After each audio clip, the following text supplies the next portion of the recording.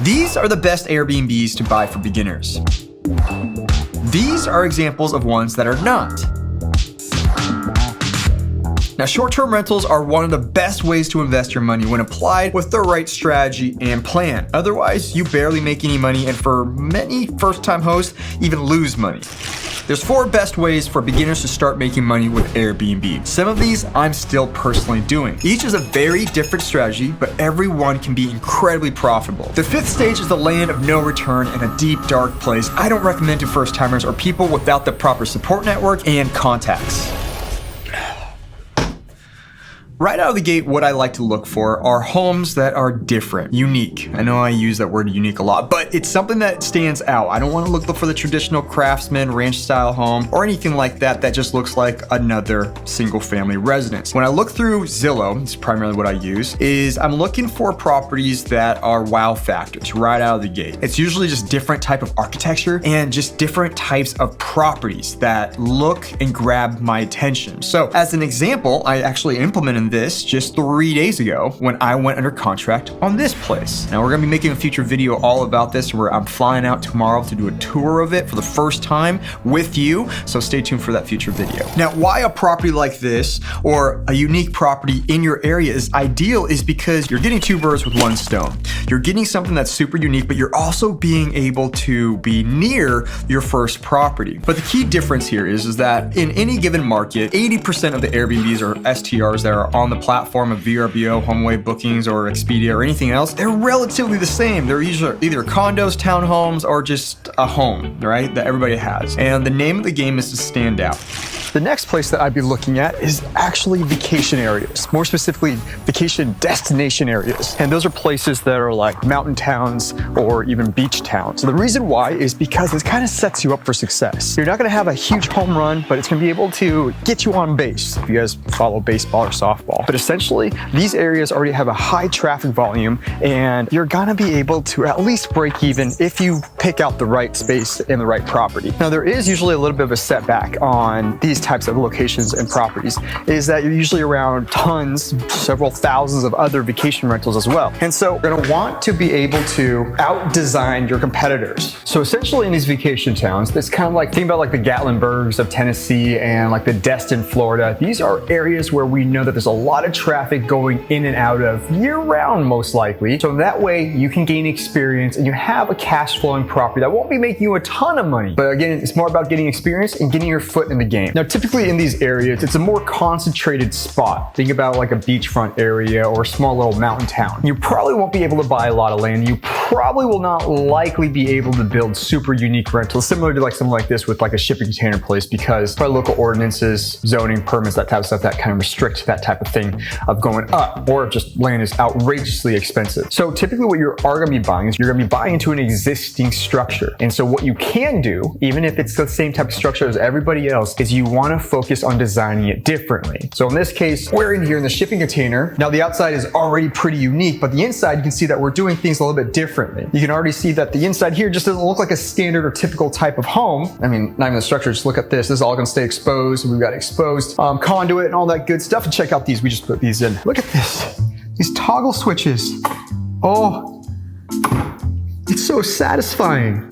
Push it, light comes on, turn, on, off. And so in these areas, nice way to make sure that you're guaranteed or pretty close to being guaranteed that you're gonna have high traffic volume. Make it very different in terms of how you design the inside, the paint color, the palette scheme, work with the designer, and you can have your first successful short-term rental or Airbnb.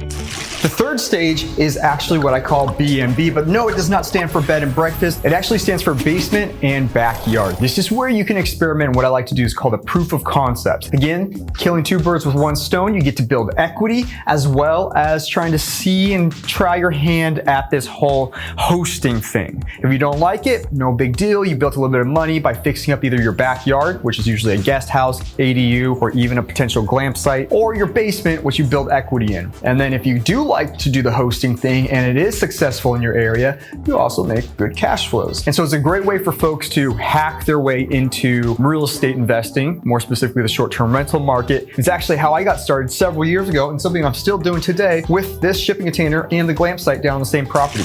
And then the last option or stage is where you lease the land from somebody that you know, or maybe a stranger if you're able to connect with somebody and find good property where you can actually do and create an Airbnb or short-term rental. Quite often these are RVs, these are cabins, or even a glamp site like a safari tent or a dome tent or something like that. But essentially what you're able to do is you're able to leverage somebody else's property, maybe split profits or just a straight leasing option, and you're able to get your hands dirty, both figuratively and literally, and be able to create your first income generating property. Now, the great thing about this is it requires little money down or even a little money up front other than the build itself, and you are using somebody else's property to do a proof of concept.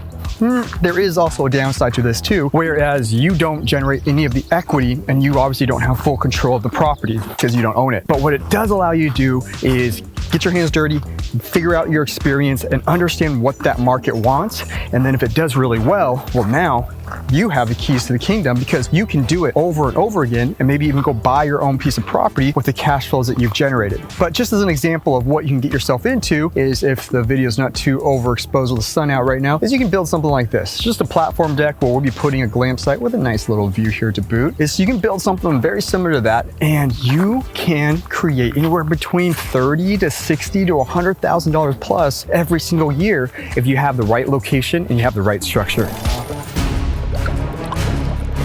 Now, there's a place where I would not recommend first timers to go. That would be raw land, glamping, and huge projects or huge pieces of property. The reason behind those three is because there's so much more behind it that a lot of people don't understand. Just the groundwork, the utilities, the permitting, the zoning, all of that is actually a substantial amount of it to get those to a successful place. A lot of people don't know this, but the glamping scene can make a lot of money cash flow wise. However, it requires a lot of zoning, a lot of planning and permits to do it correctly and to do it sustainably so you don't get shut down. Same thing for raw land, and then same thing with huge projects. In the beginning, what you should be really focusing on is to get the experience and understanding of how to operate an Airbnb or a short-term rental business and understand how basic real estate works in terms of turning it into a profitable business. And real estate with the raw land and with glamping and then with huge projects like several acres, maybe even dozens of acres, you're taking a big bite when you're still relatively new, and I wouldn't recommend it for most folks. But with that said, those three areas are areas where I've seen people make a lot of money and people have been very successful. And a lot of those folks are folks who are actually in our Land Hacker community program right now, helping each other and working on projects all over the country, actually all over the world. And if you're interested in it, set up a free call with me or somebody on my team just down below. Links down there. You can jump onto our calendar and you can book a call with one of us. We'll discuss about where you're at, what your plans are, and see if you're a good fit for our program. Now you know where to start. Bye.